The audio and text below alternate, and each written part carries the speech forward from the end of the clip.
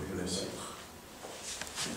Amen. Car la parole de Dieu est vivante. Amen. Et efficace. Amen. Plus tranchante qu'une épée quelconque à deux tranchants, pénétrante jusqu'à partager âme et esprit, jointure et moelle, elle juge les sentiments et les pensées du cœur. Nulle créature n'est cachée devant lui. Remarquez qu'il est question de la parole, mais il est dit, nulle créature n'est cachée devant lui. Or, comme il est question de la parole, on pouvait dire nulle créature n'est cachée devant elle. Mais ici, il est dit nulle créature n'est cachée devant lui. C'est que la parole, c'est Dieu lui-même. C'est ainsi que dans Jean, le chapitre 1er,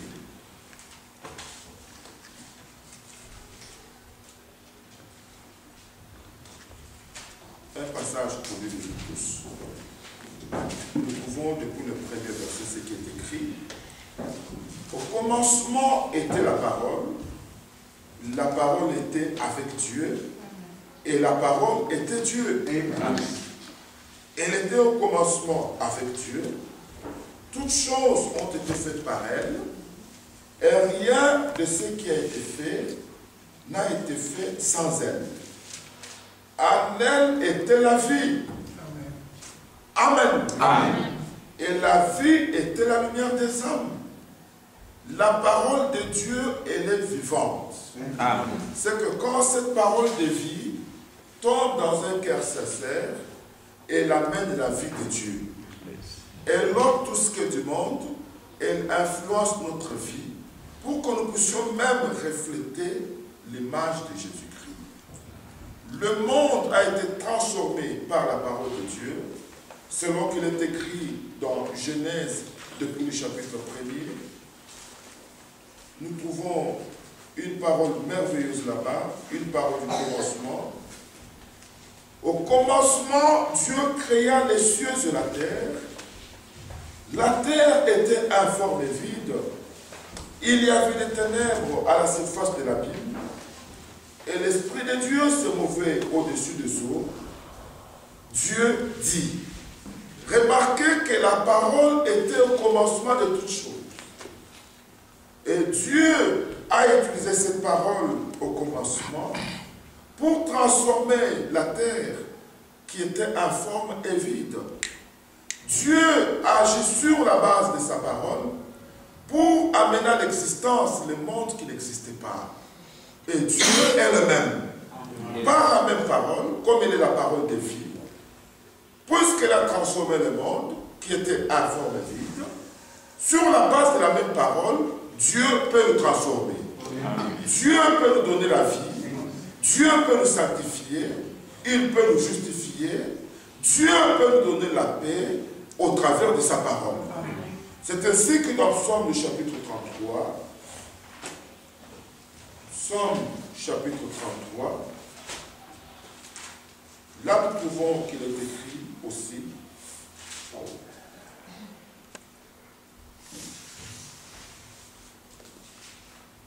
Depuis le premier verset, juste réjouissez-vous dans le Seigneur. Amen. La louange, c'est aux hommes droits. Célébrez le Seigneur avec la harpe. Célébrez-le sur le luth à 10 cordes. Chantez-lui un cantique nouveau. Faites retentir vos instruments et vos voix, car la parole du Seigneur est droite. Amen. Et toutes ses œuvres s'accomplissent avec fidélité. Il aime la justice et la droiture. La bonté du Seigneur remplit toute la terre. Les cieux ont été faits par la parole du Seigneur. Amen. Là, nous sommes dans la Genèse. Et toute leur armée par le souffle de sa vie, de sa bouche. Il amoncelle en état les eaux de la mer. Il met dans le réservoir les abîmes. Que toute la terre craigne le Seigneur. Amen. Que tous les habitants du monde tremblent devant lui. Amen. Pourquoi? Car il dit et la chose arrive. Amen. Il ordonne et elle existe. Amen. C'est que la parole qui sort de la bouche de Dieu ne peut pas retourner à lui sans résultat. La parole qui sort de la bouche de Dieu ne revient pas à lui sans effet. Quand Dieu parle, la chose doit arriver. Amen. C'est ainsi que si nous voulons avoir une bonne église, nous ne devons pas commencer avec des cantiques. Nous ne devons pas commencer avec des visions.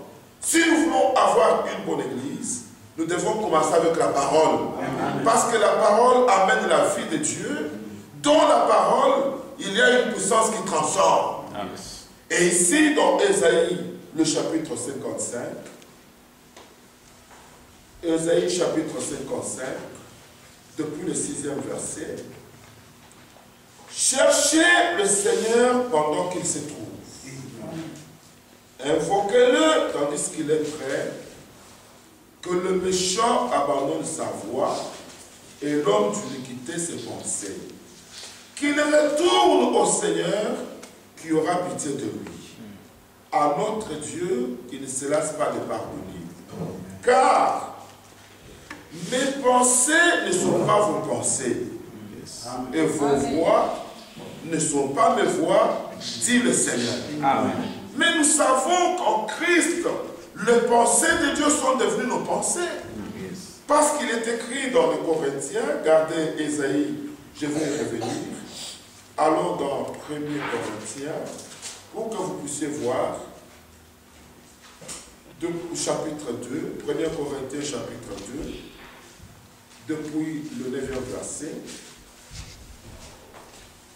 Mais comme il est écrit, ce sont des choses que l'œil n'a point vues, que l'oreille n'a pas entendues, qui ne sont pas notées au cœur de l'homme, des choses que Dieu a préparées pour ceux qui l'aiment. Dieu nous les a révélées par l'Esprit, car l'Esprit sonde tout, même les profondeurs de Dieu. Lequel des hommes, en effet, connaît les choses de l'homme, si ce n'est l'Esprit de l'homme qui est en lui? De même, personne ne connaît les choses de Dieu, si ce n'est l'Esprit de Dieu. Or, nous n'avons pas reçu l'Esprit du monde, mais l'Esprit qui vient de Dieu, afin que nous connaissions les choses que Dieu nous a données par sa grâce. Amen. Nous en parlons, non avec des discours qu'enseigne la sagesse humaine, mais avec ceux qu'enseigne l'Esprit, employant un langage spirituel pour les choses spirituelles. Mais l'homme naturel n'accepte pas les choses de l'Esprit de Dieu, car elles sont une folie pour lui. Il ne peut le connaître parce que c'est spirituellement qu'on en juge. L'homme spirituel, au contraire, juge de tout. Il n'est lui-même jugé par personne, car qui a connu la pensée du Seigneur pour l'instruire? Or, nous avons la pensée de Christ. Amen. Alléluia. Amen. Remarquez que dans l'Ancien Testament, Dieu dit clairement par le prophète Ésaïe que mes voix sont élevées au-dessus de vos voix, mes pensées sont élevées au-dessus de vos pensées, et même mes pensées ne sont pas vos pensées.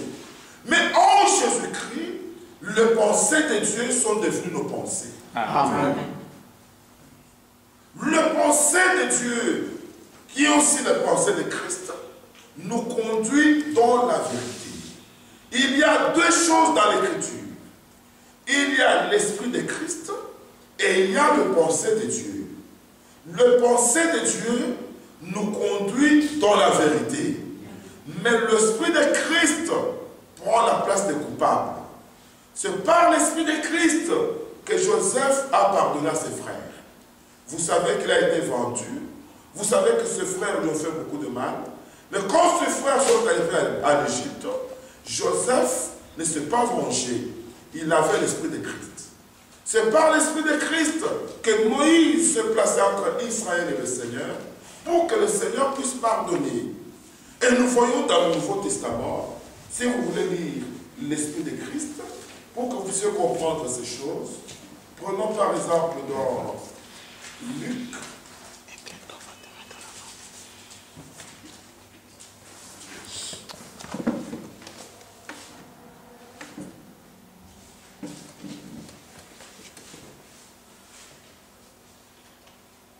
Luc chapitre 9,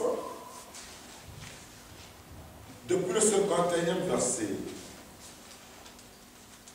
Lorsque le temps où il devait être enlevé du monde approcha, Jésus prit la résolution de se rendre à Jérusalem. Il envoya devant lui deux messagers qui se mirent en route, entrèrent dans un bourg de Samaritains pour lui préparer un logement. Mais on ne le reçut pas parce qu'il s'est dirigé sur Jérusalem. Les disciples Jacques et Jean, voyant cela, dirent: Seigneur, veux-tu que nous commandions que le feu descende du ciel et le consume? Jésus se tourna vers eux et les réprimanda et dit: Vous ne savez de quel esprit vous êtes animés, car le Fils de l'homme est venu, non pour perdre les âmes des hommes, mais pour le sauver. Amen. Amen. L'Esprit de Christ prend la place du coupable. Mais la pensée de Christ nous conduit dans la parole de vérité. Amen. Remarquez que dans Matthieu le chapitre 16, à un moment donné par la pensée de Christ, Pierre pouvait prononcer une parole de vérité. Matthieu chapitre 16.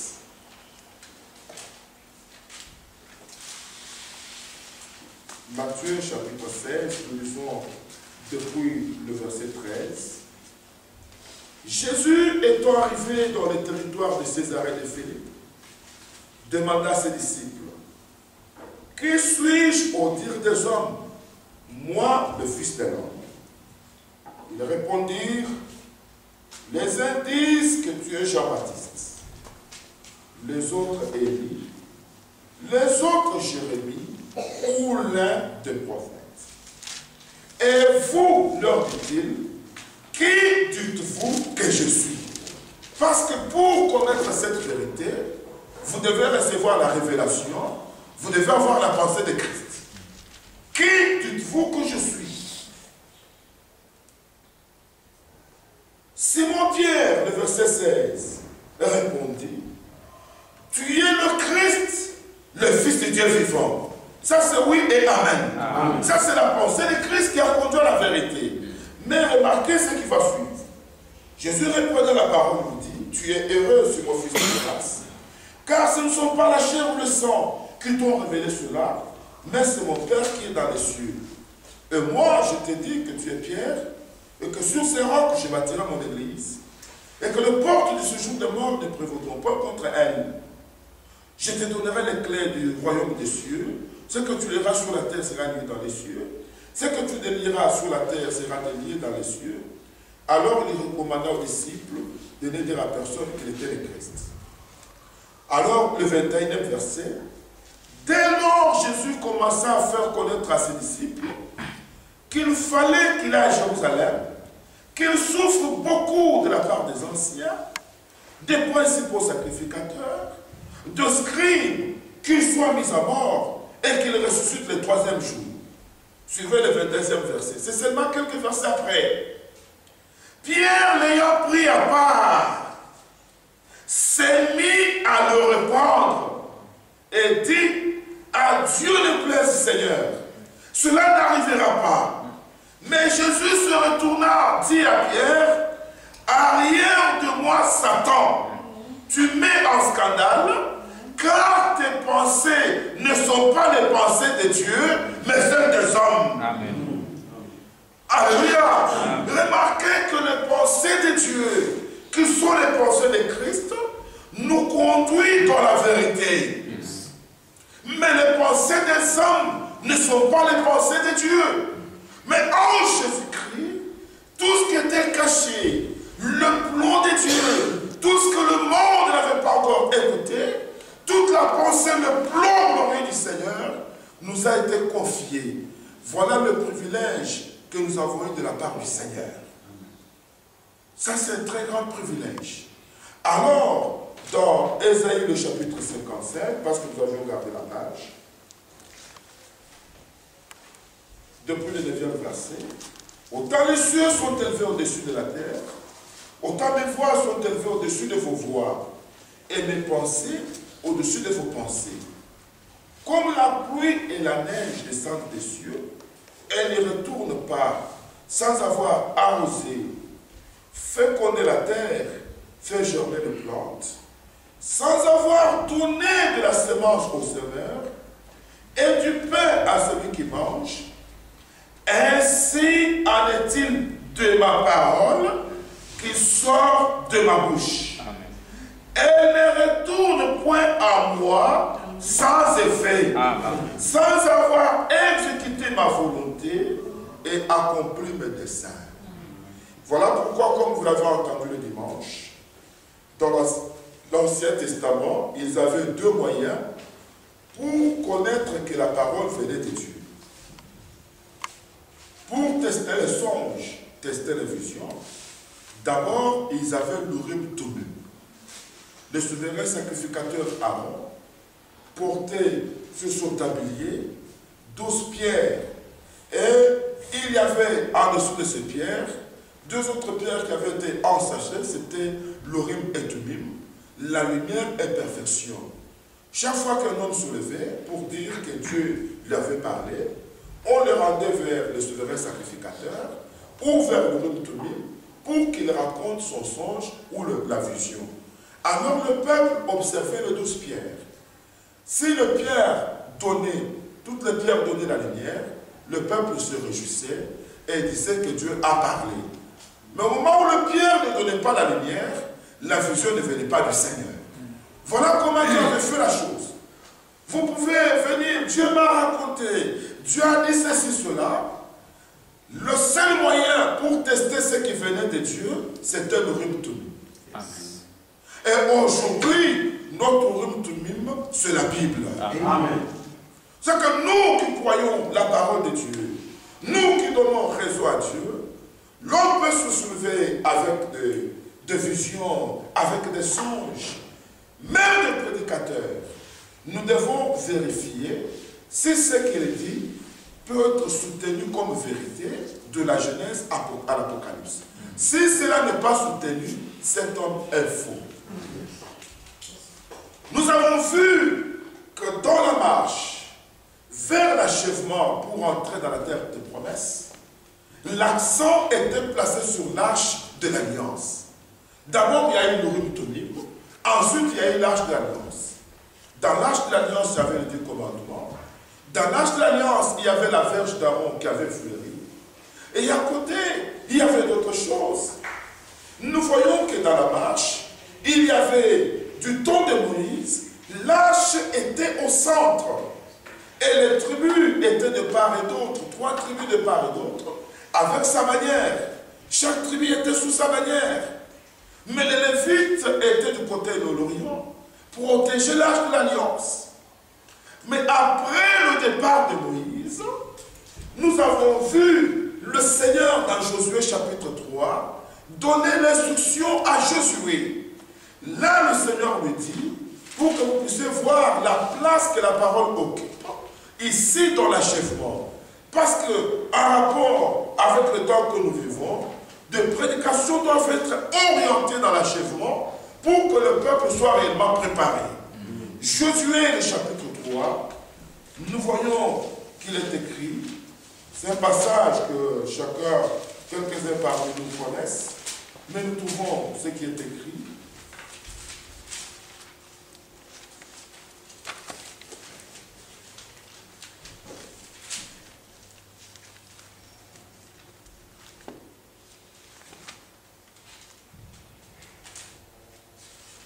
Je voulais aussi le lire ailleurs, mais faisons ici. Depuis le premier verset, Josué s'étant levé de bon matin, partit de Sittim avec tous les enfants d'Israël. Ils arrivèrent au Jourdain, et là, ils passèrent la nuit, avant de le traverser. Au bout de 3 jours, les officiers parcoururent le camp et donnèrent cet ordre au peuple. Lorsque vous verrez l'arche de l'Alliance de l'Éternel votre Dieu, portée par les sacrificateurs les Lévites, vous partirez du lieu où vous êtes et vous vous mettrez en marche après elle. Remarquez qu'au temps de Moïse, le peuple ne s'est déplacé que quand la nuée s'est déplacée ou la colonne de feu. Ça, c'est du temps de Moïse. Mais ici, du temps de Josué, le peuple devait se déplacer seulement quand l'arche se déplaçait. Qui était Moïse? Était le messager. Du temps de Moïse, il y avait la nuée, il y avait la colonne de feu. Mais après le départ de Moïse, la parole que Moïse avait reçue était dans l'arche. L'arche devait conduire le peuple. La même chose est arrivée exactement en ce temps de la fin.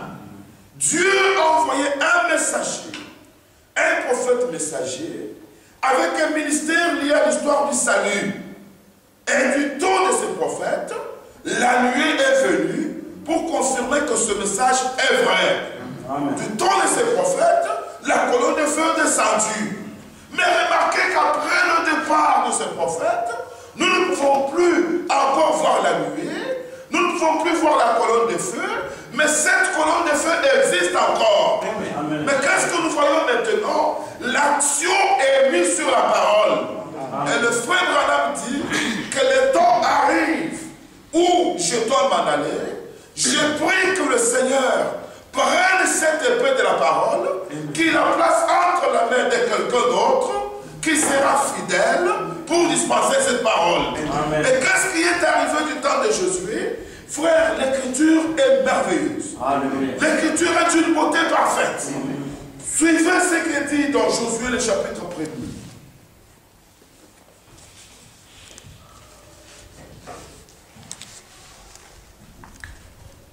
Je lis depuis le 7e verset pour gagner le temps.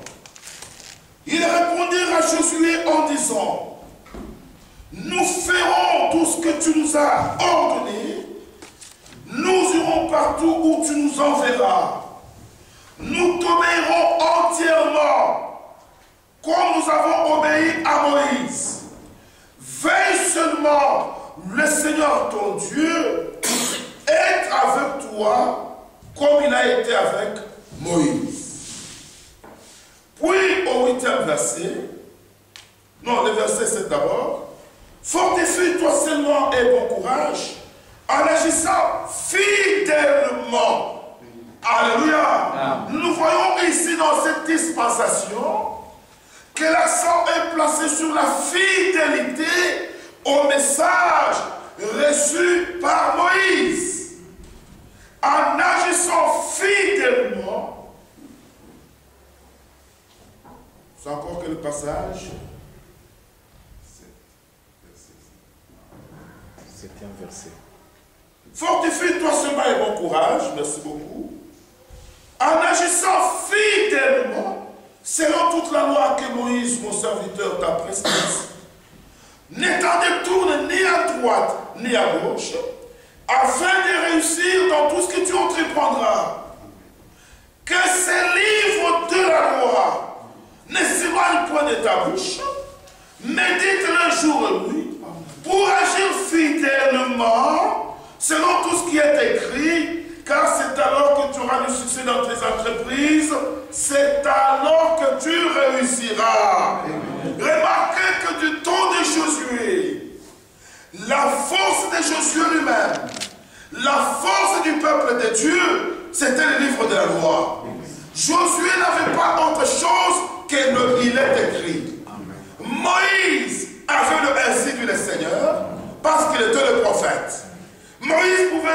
au peuple, le Seigneur m'a dit. Ainsi dit le Seigneur. Mais tout ce que Dieu avait donné à Moïse était mis par écrit dans la dispensation de Josué. C'était, il est écrit. Ça, c'est dans l'achèvement. C'est ainsi que dans ce temps de l'achèvement, partout où il y a le peuple de Dieu réuni, l'accent est placé sur le il est écrit. Amen. Et nous avons un seul livre.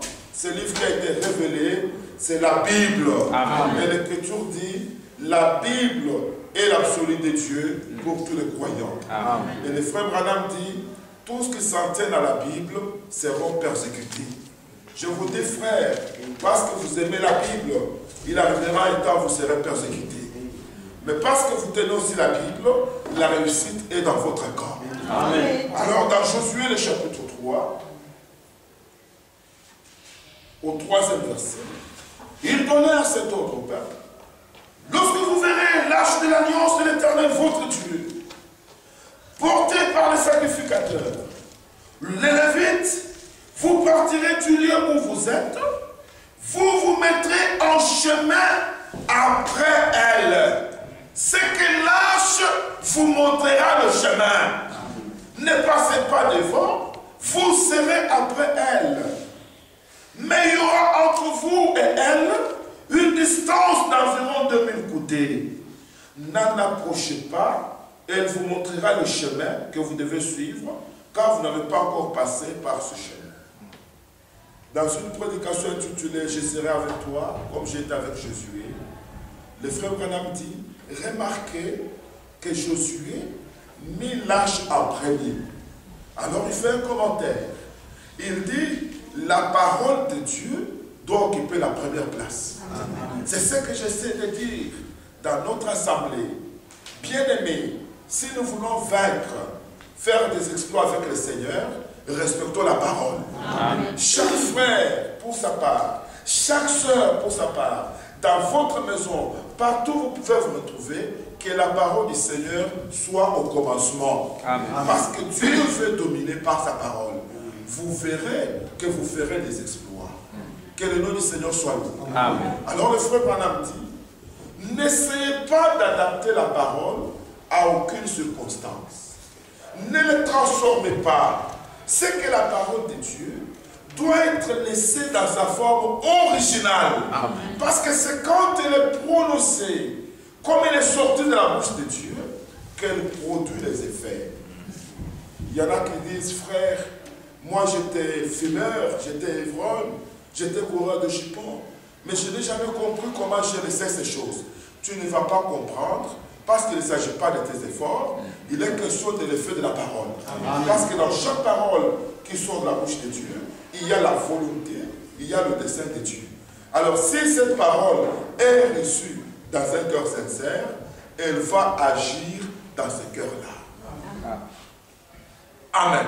Amen. Alors ici, au temps de Josué, c'est l'arche qui devait montrer le chemin. L'arche était sur les épaules du sacrificateur.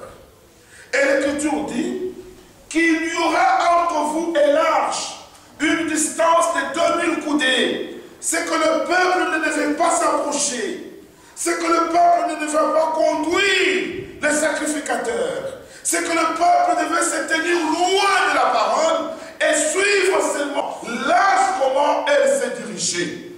Aucune personne n'avait le droit de dire au sacrificateur, non, prenez ce chemin. Non, parce que c'est l'arche qui montrait le chemin. Voilà pourquoi dans la prédication que vous avez suivie, nous avons démontré que le peuple de Dieu doit respecter les hommes de Dieu. Amen. Amen. Amen. Ça c'est l'enseignement correct de l'Écriture. Bien-aimés frères, respectez même le prêtre catholique. Amen. Aussi longtemps qu'il tient la Bible et qu'il se dit serviteur de Dieu, respectez-le. Quand il vous dit que Jésus-Christ est fils de Dieu, dites Amen. Quand il vous dit qu'il y aura l'enlèvement, dites Amen. Mais quand il vous dira il y a 3 personnes à Dieu, n'acceptez pas parce que ce n'est pas écrit. Amen. Respectez tous les hommes de Dieu parce que Dieu, le frère Branham dit, Dieu a pris ses pasteurs, il en a fait vos pasteurs. C'est que Dieu a choisi des hommes du milieu des hommes pour en faire vos conducteurs. Et ils vous conduisent comment? Avec la parole. Amen. Amen. C'est bien d'avoir un conducteur. C'est bien d'avoir la parole. Amen. Quand j'étais à Djobourg, j'ai vu une sœur qui m'a introduit chez son ami. Elle a dit avec beaucoup d'amour. C'est une maman. Vous savez que là, il n'y a que des anciens, des frères qui dirigent l'église. Mais elle disait à cette autre maman, mon pasteur est arrivé. C'est celui-ci mon pasteur. Parce qu'il y a des gens qui n'ont pas de pasteur. Il y a des gens qui n'ont pas de conducteurs. Ils ont seulement des frères. Non, c'est le frère, c'est frère. Mais Dieu a établi des hommes pour nous conduire. Amen. Moi, j'ai un pasteur. J'ai mon pasteur. Quand j'ai des difficultés, je l'appelle. Pasteur, qu'est-ce que nous pouvons faire? Nous avons un pasteur, ma famille. Mais tu dois aussi avoir un conducteur. C'est-à-dire un homme qui t'enseigne les voies du Seigneur. Un homme qui prie pour toi. Et un homme pour qui tu pries aussi. Et tu dois du respect. Amen. Le respect, c'est la bonne chose. Amen. Le frère Branham dit, si vous ne pouvez pas respecter un homme pour ce qu'il est, respectez-le pour ce qu'il fait. Amen. Ce qu'il est, c'est quoi? Il peut être le mari d'une femme. Il peut être le papa des enfants. Mais ce qu'il fait, c'est quoi? Il est serviteur de Dieu, ministre de l'évangile. Donc si vous ne pouvez pas le respecter comme papa, mari d'une femme, respectez-le comme ministre de l'évangile. Amen. Remarquez que les Lévites devaient passer devant. Mais ces Lévites, ils venaient aussi d'une tribu, la tribu de Lévi. Ils pouvaient manger avec d'autres personnes, mais le Seigneur les avait élevés. Mais retournons, qu'est-ce que je désire vous dire? C'est que dans l'achèvement, la parole de Dieu doit prendre la première place. Amen. Et si dans l'achèvement, la parole doit nous conduire. Écoutez frère, la parole de Dieu nous amènera au ciel. Amen. Amen. Dans cette parole de Dieu, il y a trois parties. Il y a la partie évangélique. C'est dans cette partie que nous enseignons la rédemption, comment Dieu est devenu l'un de nous pour nous racheter. Il a donné sa vie, il a donné son sang, il a donné son corps pour nous amener à la perfection. Nous étions perdus. Dieu est venu pour nous rétablir. Il est venu pour nous relever de la chute. Il a donné le sang pour que nous, qui étions perdus, nous soyons sauvés. Des fils des hommes que nous étions, nous sommes devenus fils de Dieu. Et l'Écriture annonce, de même que nous avons porté l'image du premier Adam, nous porterons l'image du dernier Adam. Le premier homme tiré de la terre est terrestre, mais les seconds hommes est le Seigneur de gloire. Amen. Amen. Par le péché, nous avons hérité la nature pécheresse. Par la désobéissance, la transgression d'Adam, nous avons hérité la nature du péché. Mais aucun homme ne pouvait se sauver lui-même. Parce que selon la loi de la rédemption, le Rédempteur devait être de la famille. Le Rédempteur devait au même moment racheter l'homme et son héritage. Le Rédempteur devait être un homme riche. Mais du temps d'Adam qui avait perdu le droit de propriété, Adam n'avait pas de cousin, Adam n'avait pas un oncle, Adam n'avait pas un proche parent. Alors Dieu était obligé de trouver la solution à la question du péché. Amen. Voilà pourquoi dans Ésaïe il est écrit, dites à ceux qui ont le cœur troublé, prenez courage. Voici votre Dieu viendra lui-même et vous sauvera. Hébreux chapitre 2, depuis le 14e verset. Puisque les enfants participent au sang et à la chair, Dieu a participé lui-même au sang et à la chair. C'est-à-dire qu'il est devenu l'un de nous. Dans quel but? Afin d'anéantir celui qui avait la puissance de la mort, c'est-à-dire le diable, et qu'il rachète tout ce qui était leur vie retenu dans la servitude. Car ce n'est pas des anges qui nous viennent en aide, mais c'est à la postérité d'Abraham. Et l'Écriture dans Galates dit, si vous êtes à Christ, vous êtes donc la postérité d'Abraham, héritier selon les promesses. Amen. Dans sa première venue, il a ôté le péché. Dans sa première venue, il nous a rachetés. La première venue du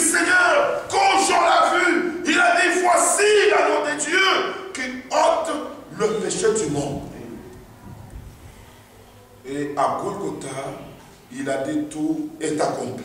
Amen. Nous ne nous fatiguons pas de le dire. La désobéissance a eu lieu sur cette terre dans un jardin. Et l'obéissance a eu lieu sur cette même terre dans un jardin. Sauf que du temps du premier Adam, c'était le jardin d'Éden. Du temps du dernier Adam, c'était à Gethsémani. C'est là qu'il a dit, Père, ôte de moi toute coupe. Toutefois, non pas comme je veux, mais comme toi tu le veux. C'est dans le jardin d'Éden que le péché a eu lieu. C'est dans le jardin de Gethsémani qu'il s'est chargé de nos péchés, qu'il s'est chargé de nos douleurs. L'Écriture dit que même sa sueur fut transformée en sang. C'était une forte douleur. Il n'a pas porté le péché à Golgotha. C'est là à Gethsémani. Parce que tout a eu lieu dans un jardin. Là où il y avait des préjudices dans un jardin, il fallait que tout soit corrigé dans un jardin. Mais à Golgotha, il a cloué le péché. C'est ainsi que Paul dit, il a effacé l'acte dont les ordonnances nous condamnaient et qui subsistaient contre nous. Bien-aimés frères, devant le Seigneur, nous sommes sans péché. Amen. Il a été livré pour nos offenses. Ça, c'est le message du salut. Livré pour nos offenses. L'Écriture rend témoignage qu'il vous a fait grâce pour toutes vos offenses. Bien-aimés frères, acceptons le pardon de Dieu. Amen. Dieu en Christ nous a donné son pardon. Amen. En Christ il nous a justifiés. Et l'Écriture dit que c'est par lui que Dieu a fait de Jésus-Christ justice, sagesse, sanctification et rédemption, afin que quiconque veut se glorifie dans le Seigneur. Amen. Aujourd'hui, nous nous glorifions. Nous avons mérité la mort. Nous pouvons nous glorifier comme cet aveugle-né qui pouvait dire à ceux qui l'avaient connu auparavant, l'homme qu'on appelle Jésus, à feu de la boue, a touché mes yeux. Ceux qui l'avaient connu auparavant disaient, est-ce lui ou quelqu'un d'autre? Parce qu'il y avait des choses d'auparavant. Comme l'apôtre Paul dit aux Éphésiens, nous étions morts par nos offenses. Nous étions morts dans nos péchés. Nous étions par nature des enfants de colère comme les autres. Mais l'Écriture place un mais. Il dit, mais Dieu qui est riche à miséricorde, à cause du grand amour dont tu nous as aimés. Frère, nous sommes une preuve certaine de l'amour de Dieu manifesté à l'humanité. L'Écriture dit, Dieu prouve son amour. Parce que lorsque nous étions sans force, Christ est mort pour les impies au temps marqué. Si vous croyez que le Seigneur vous a pardonné, croyez aussi que le Seigneur guérit. Amen. Parce que l'Écriture dit, je suis le Seigneur qui pardonne toute iniquité et qui te guérit de toutes les maladies. Amen. Frère, les gens n'aiment pas la simplicité de l'Évangile. Ce qui est écrit là, croyez ce qu'on s'est écrit. Amen. Vous allez expérimenter Dieu. Amen. Ne cherchez pas de grandes démonstrations. Croyez tel que c'est écrit là, et Dieu vous bénira. Amen. Un homme voyageait un jour avec le frère Franck. Il pose la question au frère Franck. Il lui dit, frère Franck, est-ce que tu crois que les hommes iront au ciel? Quand je regarde tout ce que les frères font, je regarde les manquements tous les jours, je regarde dans les églises ce qui arrive. Je ne suis pas sûr que les gens iront au ciel. Frère Franck nous dit, ouvrons la Bible. Ouvrons aussi votre Bible parce que je vais vous lire ce passage. Alors dans Hébreux chapitre 10. Frère Franck nous dit, je vais te répondre par la Bible. Parce que dans la Bible, il y a des réponses. Hébreux chapitre 10. Qu'est-ce qui est écrit là-bas? Depuis le 12e verset, Hébreux 10, depuis le 12e verset. Lui, après avoir offert un sacrifice pour les péchés, s'est assis pour toujours à la droite de Dieu. Amen. Il attend désormais que ses ennemis soient devenus son marchepied, car par une seule offrande, il a amené à la perfection pour toujours ceux qui sont sanctifiés. Amen. Le frère Franck dit, crois ça, crois ça, crois ça. Nous pouvons regarder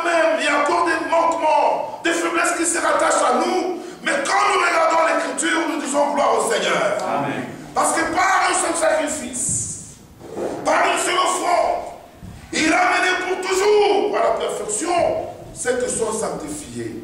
Ça, c'était dans sa première venue. C'est ce que nous prêchons dans la parole de l'Évangile, pour dire comment Dieu est devenu homme, pour nous sauver. Mais il ne s'agit pas seulement de l'Évangile. Il est aussi question de la doctrine. C'est toujours la même parole. Et nous avons lu que l'athlète n'est pas couronné s'il n'a pas combattu selon les règles. L'apôtre Paul lui-même disait, je cours, 1 Corinthiens, je dois vous trouver les passages. 1 Corinthiens chapitre 9.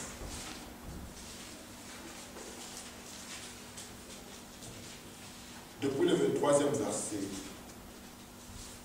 Je fais tout à cause de l'évangile, afin d'y avoir part.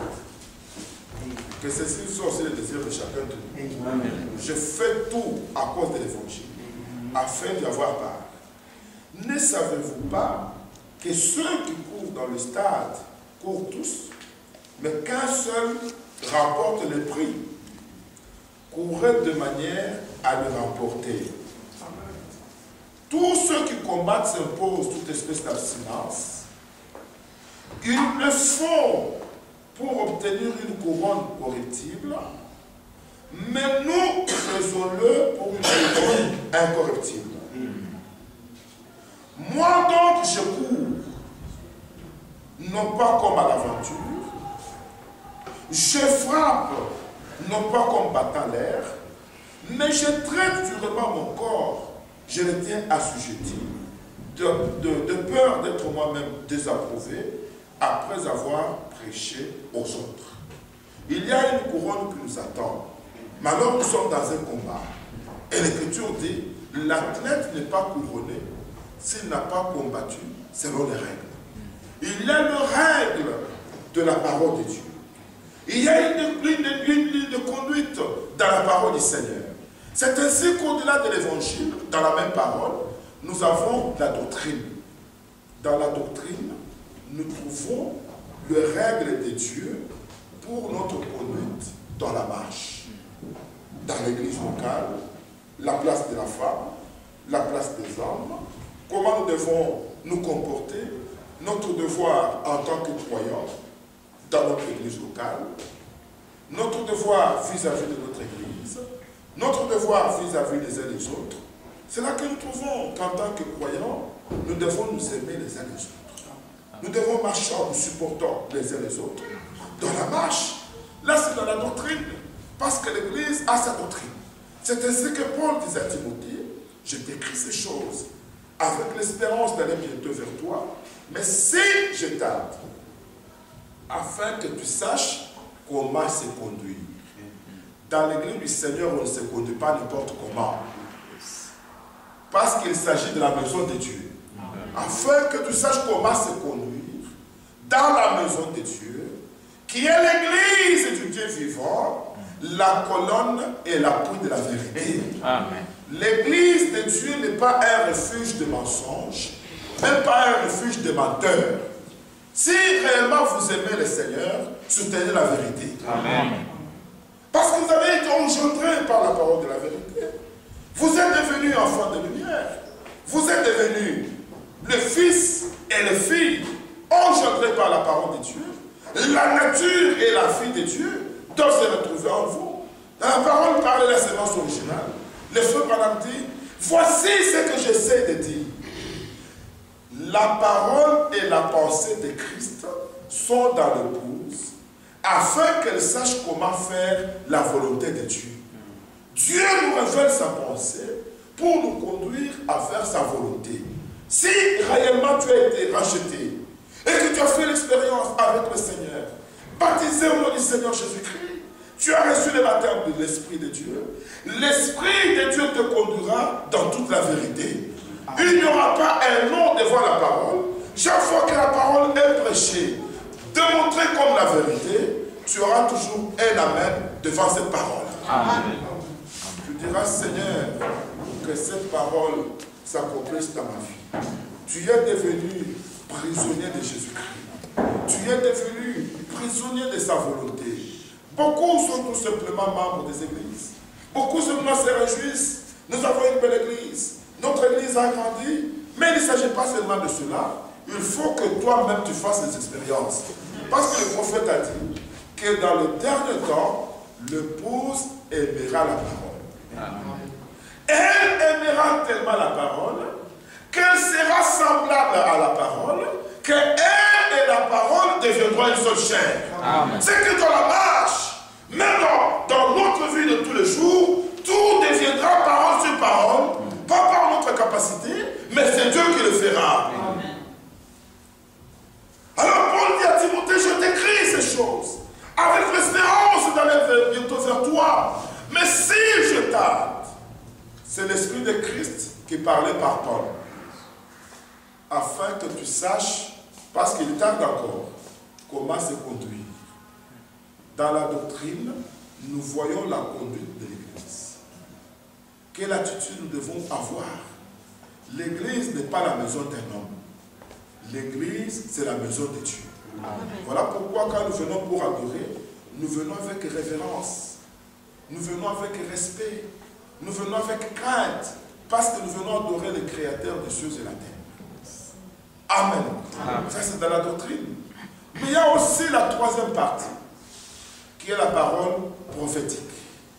Remarquez que toutes les églises, même les catholiques, même les protestants, peuvent prêcher l'évangile.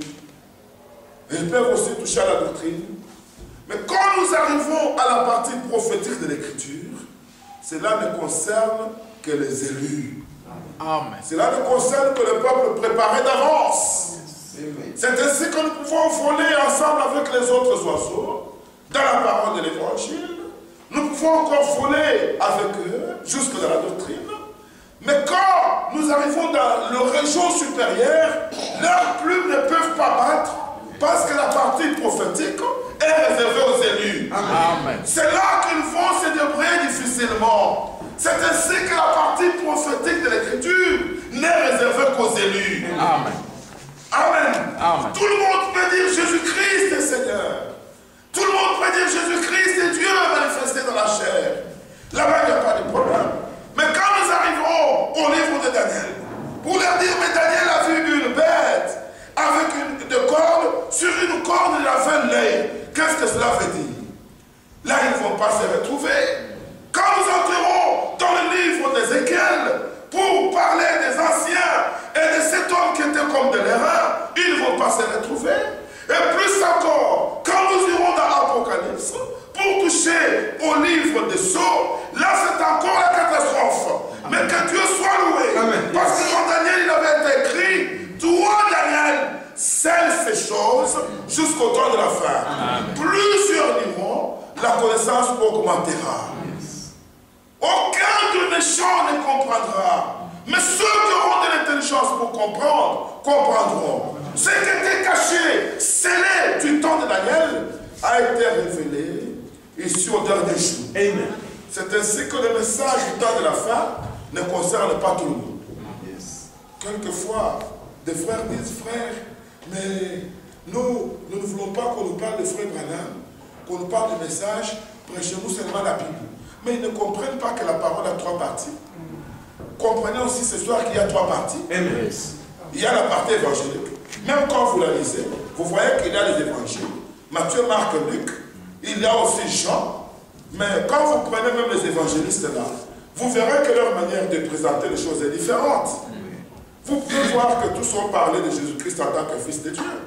Vous pouvez voir que Matthieu a parlé de cela, fils d'Abraham, fils de David. Vous pouvez voir que Luc l'a présenté comme un fils de l'homme. Là, il n'y a pas de problème. Vous pouvez voir comment Marc l'a présenté aussi. Mais quand vous en arrivez au livre de Jean, parce que les évangiles sont les protecteurs du trône. Ils protègent les actes des apôtres. Quand vous arrivez au livre de Jean, Jean, lui, peut voler. Il peut aller au-delà de ce que Marc, Luc et Matthieu connaissaient. Il peut se tenir, aller au-delà même de ce que Moïse connaissait. Il peut dire au commencement était la parole. Ça, Matthieu ne l'a pas dit. Parce que Matthieu n'était pas un aigle. Marc ne l'a pas dit. Luc ne l'a pas dit.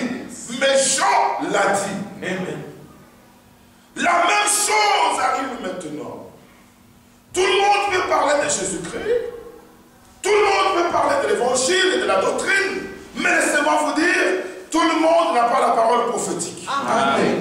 Mais alors, Pierre dit, nous tenons d'autant pour certaines la parole prophétique. Amen. Oh là là. Amen. Que le nom du Seigneur soit loué. Amen. Frère, lisons, gagnons le temps. Allons dans 2 Pierre pour que vous puissiez voir cette partie prophétique de l'Écriture. Bien-aimés, nous avons quelque chose que le monde ne peut pas nous arracher. Amen. Nous avons quelque chose que le monde n'a pas. C'est la parole prophétique. Amen. Pendant que tout le monde est dans les ténèbres, toi tu es dans la lumière. Voilà pourquoi les vierges sages qui attendaient le retour du Seigneur ont pris des lampes. Et n'ont pas pris autre chose, elles ont pris des lampes. Parce que la parole de Dieu est une lampe à mes pieds et une lumière sur mon sentier. L'Écriture dit, sans la révélation, mon peuple est sans frein. Parce que c'est par la parole prophétique que nous prenons des décisions justes dans tous les domaines de notre vie. C'est par la parole prophétique. Et voilà qu'ici dans 2 Pierre, le chapitre 1er, depuis le 19e verset, il est écrit: et nous tenons pour d'autant plus certaine la parole prophétique, à laquelle vous faites bien de prêter attention, comme à une lampe qui brille dans un lieu obscur, jusqu'à ce que le jour vienne apparaître et que l'étoile du matin se lève dans vos cœurs. Sachez tout d'abord vous-même qu'aucune prophétie de l'Écriture ne peut être un objet d'interprétation particulière. Car ce n'est pas par une volonté d'homme qu'une prophétie a jamais été donnée, mais c'est poussé par le Saint-Esprit que les hommes ont parlé de la part de Dieu. La parole prophétique ne tombera pas. La parole prophétique, c'est une parole certaine. C'est ainsi que l'Écriture dit, si elle tarde, attends-la. Ça, c'est d'Habakkuk. Elle s'accomplira certainement. Frère, laissez-moi vous dire, que le monde le veuille ou pas, l'enlèvement aura lieu. Amen. Que nous prions ou que nous ne prions pas, la résurrection aura lieu. Amen. Frère, que le monde s'agite ou qu'il ne s'agite pas, un jour, moi et toi, nous régnerons sur cette terre avec le Seigneur Jésus-Christ. La parole prophétique est notre force. Vous savez, un jour, je vous ai déjà donné ce témoignage, j'ai voyagé entre Chicago et Denver, Colorado. Et l'avion a connu des secousses terribles, qu'un moteur s'est arrêté et l'avion a commencé à faire libre. Les gens ont commencé à vomir, il y avait des choses terribles. Et là où moi j'étais, je savais que rien ne devait arriver. Pour moi, je le savais, c'est parce que j'étais dans la parole. Amen. Je savais qu'aussi longtemps que Dieu n'avait pas encore décidé de reprendre ma vie et qu'il avait un peuple à Colorado, ce soir-là, je devais prêcher, rien ne pouvait arriver. Malgré les agitations, nous sommes arrivés sans problème. Et ce soir-là, c'était une prédication terrible. J'ai dit aux frères, à cause de vous, le Seigneur a gardé aussi les autres passagers qui étaient avec moi dans l'avion. Dieu nous garde dans sa parole. Amen. Quand vous avez la parole et que vous êtes éclairé, vous ne craignez pas n'importe quoi. La parole prophétique nous éclaire. Dans Matthieu, le chapitre 24, Matthieu, chapitre 24, nous lisons depuis le 4e verset. Jésus leur répondit, prenez garde que personne ne vous séduise. Car plusieurs viendront sous mon nom, disant, c'est moi qui suis le Christ. Remarquez qu'il n'est pas écrit, c'est moi qui suis Jésus, bien qu'il y ait eu un bar Jésus quelque part. Mais ici, il dit, c'est moi qui suis le Christ, parce que Christ veut dire le roi. C'est moi qui suis le Christ. Ils séduiront beaucoup de gens. Vous entendrez parler de guerre et de bruit de guerre. Gardez-vous d'être troublés, car il faut que ces choses arrivent, mais ça ne sera pas encore la fin. C'est que les faux viendront avant la fin. Les faux viendront avant notre départ. Une nation s'élèvera contre une nation, un royaume contre un royaume. tremblements de terre. Tout cela ne sera que le commencement de douleur. Alors, on vous livrera au tourment, on vous fera mourir, vous serez haïs de toutes les nations à cause de mon nom. Alors aussi, plusieurs succomberont, ils se trahiront, se haïront les uns les autres. Plusieurs faux prophètes s'élèveront, ils séduiront beaucoup de gens. Parce que l'iniquité se sera accrue, la charité du plus grand nombre se refroidira. Mais celui qui persévérera jusqu'à la fin sera sauvé. Amen. Cette bonne nouvelle du royaume sera prêchée dans le monde entier pour servir de témoignage à toutes les nations. Alors viendra la fin.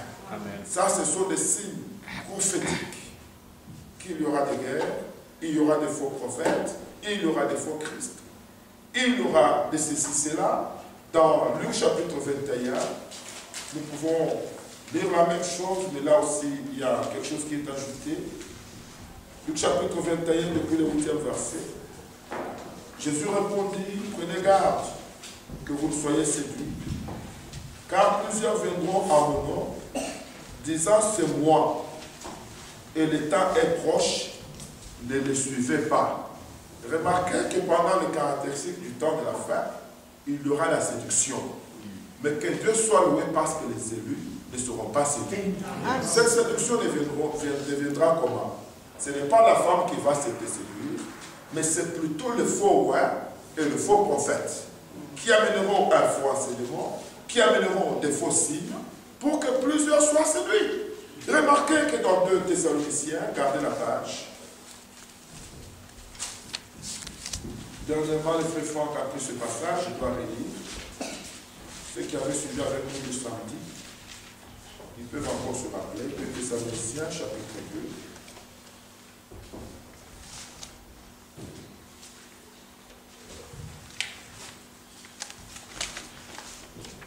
2. Depuis le 9e verset, suivez. L'apparition de cet impie se fera par la puissance de Satan. Retenez ça. La puissance de Satan, parce que Satan est aussi puissant. Et quand vous lisez dans Apocalypse chapitre 13, là où il parlait de la bête qui sort de la mer, l'Écriture dit que le dragon lui donna son trône et sa puissance. Et ici l'Écriture dit, l'apparition de cet impie se fera par la puissance de Satan, avec toutes sortes de miracles, des signes et des prodiges mensongers. Voilà pourquoi les miracles peuvent avoir lieu, des prodiges peuvent avoir lieu, mais comme c'est la puissance de Satan qui est derrière, les hommes ne naissent pas de nouveau, ce sont des prodiges mensongers. Quand vous voyez partout, les gens disent là-bas il y a des miracles, là-bas il y a des miracles. Observez très bien, ces gens ne sont pas nés de nouveau. Vous voyez quelqu'un qui se dit, moi je quitte Dubaï, je vais aller au Nigeria, il y a des miracles là-bas. Mais quand il revient, vous le trouvez qu'il n'est pas converti. C'est un type dénominationnel, c'est un type qui n'a pas cru le Seigneur, parce qu'il croit quelque chose qui ne vient pas de la Bible. Quand le Seigneur agit dans la vie d'un homme, la première des choses qui arrive, c'est la nouvelle naissance. C'est la transformation comme il en était au commencement. Quand Dieu est sorti de l'éternité dans l'Ancien Testament, c'était avec un plan complet et parfait pour transformer le monde. Et ici, dans la Nouvelle Alliance, Dieu fait la même chose. Celui qui reçoit la parole, reçoit la vie de Dieu. Amen. Alors ici, l'apparition de cet impie se fera par la puissance de Satan, avec toutes sortes de miracles, des prodiges, des signes de prodiges mensongers, avec toutes les séductions de l'iniquité, suivez très bien, pour ceux qui périssent, parce qu'ils n'ont pas reçu l'amour de la vérité pour être sauvés. Bien-aimés frères, aimez la vérité. Amen. Et aimer la vérité, c'est une grâce de la part du Seigneur. Amen. Que tu es chez toi à la maison, quelque chose te dit, ah, que j'écoute même une prédication de frère Branham, que j'écoute même une prédication de frère Franck, que j'écoute même une prédication de mon pasteur. Tu sens qu'il faut que tu écoutes. Même la nuit, tu dis, laisse-moi dormir avec la prédication. Même si le sommeil me prend, quelque chose va rester en moi. L'amour de la parole doit être en toi. Parce que bientôt nous quitterons cette terre.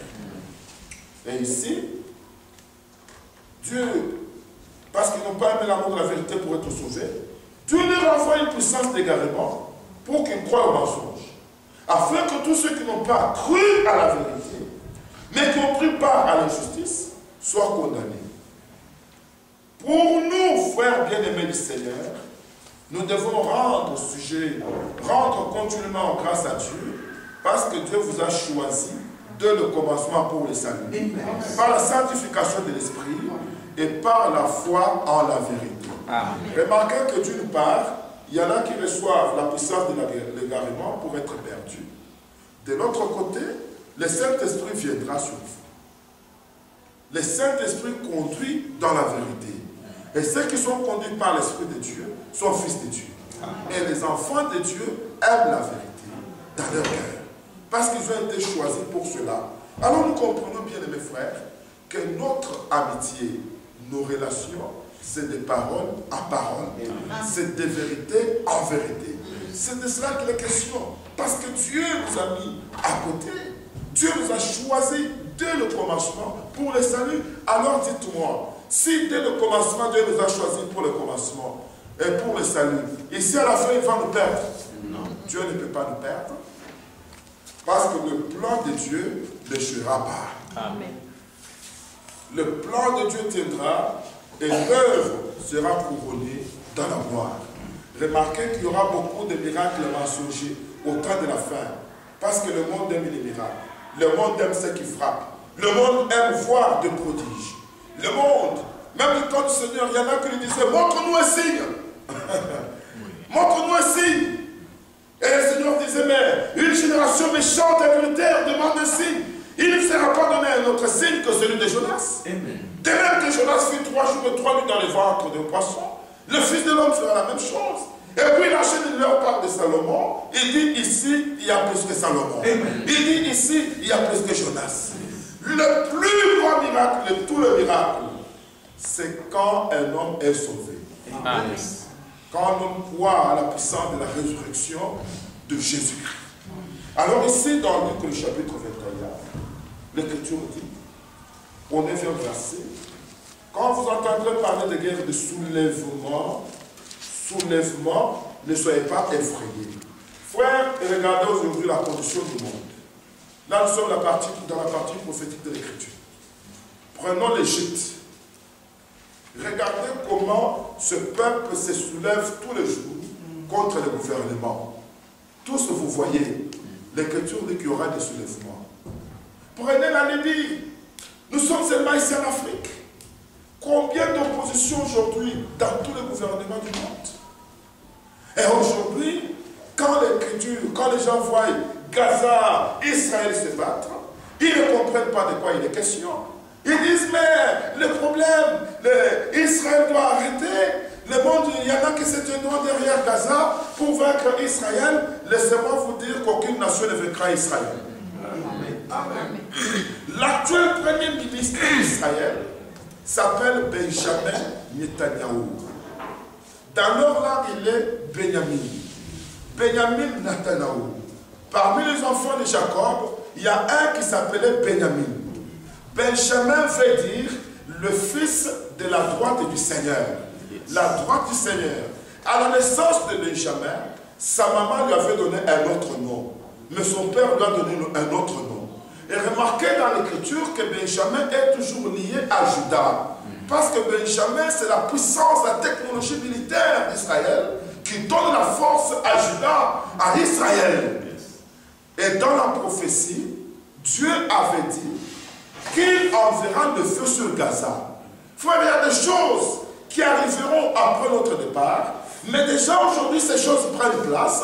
C'est pour que vous qui écoutez cette parole, vous puissiez tenir pour autant certaine la parole prophétique. Amen. Remarquez que dans Amos, le chapitre 1er, permettez, je vais lire quelques passages. Oh, ces choses sont merveilleuses, frères. Amen. Le Seigneur vous a fait grâce d'écouter ces choses. C'est ça le bonheur. C'est ce qui prouve même que la grâce de Dieu est avec vous. Vous pouvez être chez les pentecôtistes en train de manger, d'avaler des choses pourries. Mais le Seigneur a fait que vous soyez comptés parmi les élus. Que son nom soit béni. Amen. Nous sommes dans Amos, Je peux même d'abord lire Jérémie chapitre 47. Vous allez lire tous les chapitres à la maison, mais je prendrai seulement un ou deux passages.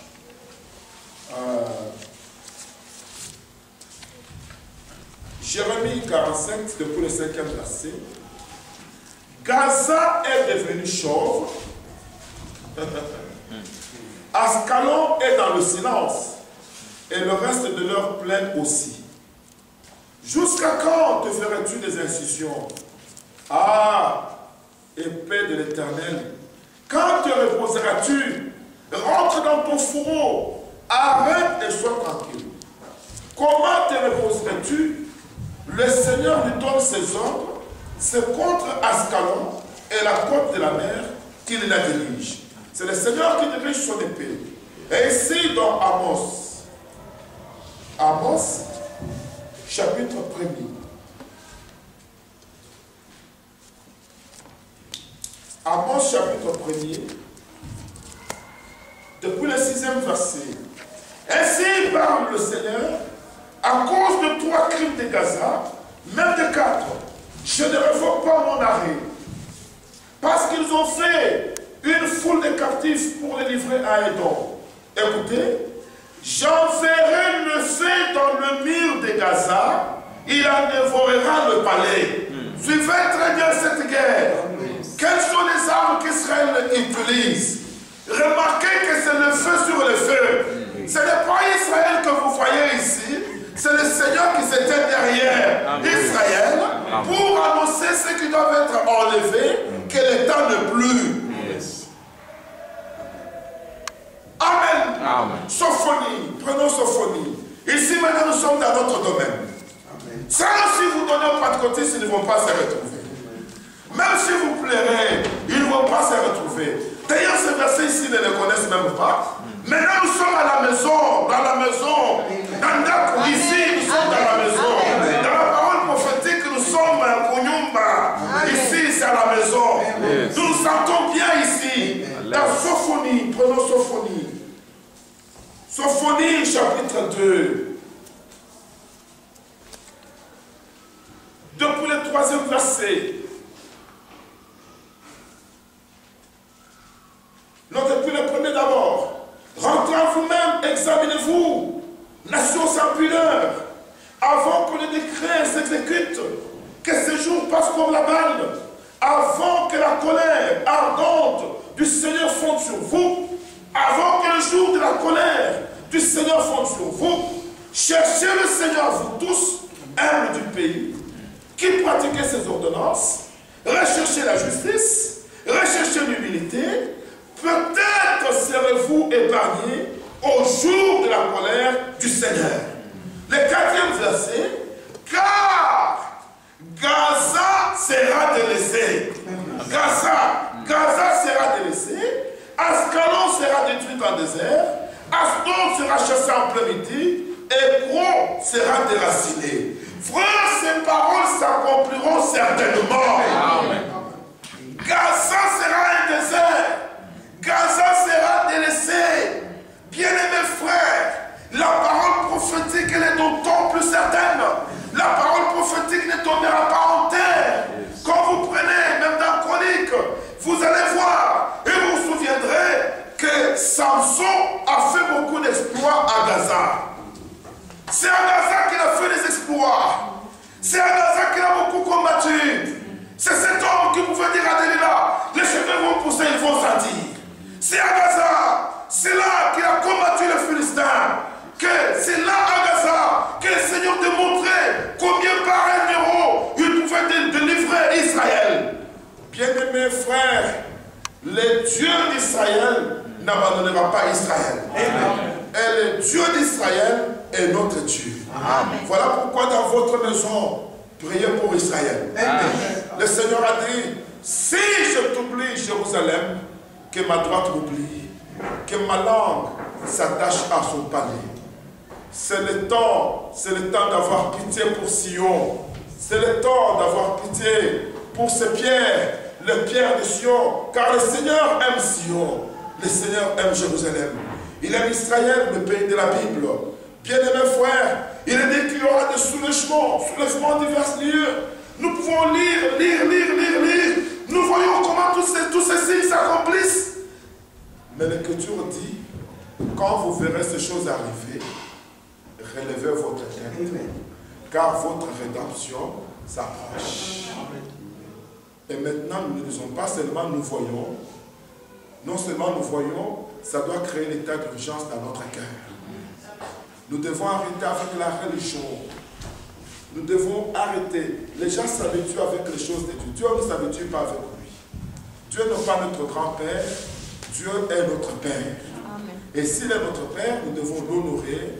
Nous devons aimer sa parole, garder la parole dans nos cœurs, comme l'Écriture dit, je serre ta parole dans mon cœur pour ne pas pécher contre toi. Et le Seigneur qui est fidèle accomplira certainement tous ses desseins conçus à l'avance.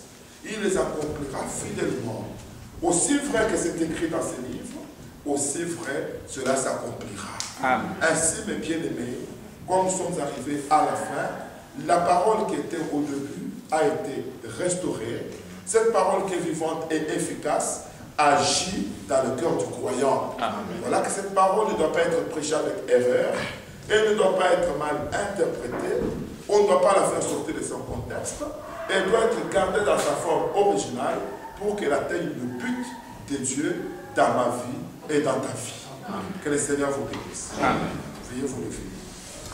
Nous allons prier ensemble.